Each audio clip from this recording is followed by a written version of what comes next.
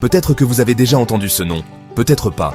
Mais si vous voulez comprendre l'Afrique, son histoire, ses rêves, sa véritable puissance, vous devez connaître son histoire. Né en 1923, dans le petit village de Tiétou, au Sénégal, Diop a grandi imprégné de la tradition wolof et de l'ardente conviction que la culture est essentielle. Très tôt, il a appris que la connaissance n'était pas seulement une forme de pouvoir, c'était une question de survie. Il a commencé ses études à Dakar, mais très vite, Paris l'a appelé. La ville était en pleine effervescence avec de nouvelles idées, la décolonisation, des révolutions de la pensée. Diop s'est plongé dans la physique, la chimie, la philosophie et, par-dessus tout, l'histoire. Il est devenu obsédé par une idée radicale. L'Égypte ancienne, la terre des pharaons, était une civilisation noire africaine. Les gens le prenaient pour un fou. Sa première thèse ?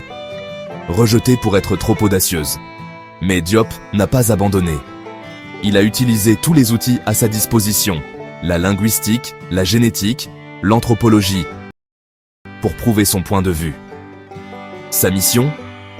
Rendre aux Africains la vérité sur leur propre grandeur. En 1954, Diop a fait l'effet d'une bombe. Nation nègre et culture.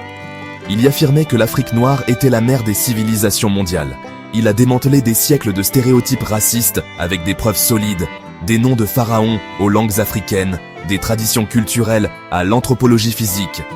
Il a été censuré, il a été mis à l'écart, mais son livre est devenu une bible pour l'unité africaine. Diop voyait grand, une Afrique unie, une langue africaine, une science africaine, une industrie africaine. Il voulait que son continent se tienne debout, selon ses propres termes. Même si les institutions françaises le tenaient à distance, Diop a construit son propre laboratoire, établi de nouvelles normes scientifiques et s'est battu pour le droit d'enseigner. Aujourd'hui, l'université de Dakar porte son nom. Son héritage, il est bien vivant. Ses livres sont partout. Ses idées inspirent de nouvelles générations à travers le continent. Diop n'a pas seulement restauré un passé, il a allumé un feu pour l'avenir. Maintenant, la question est, que ferez-vous de cet héritage ?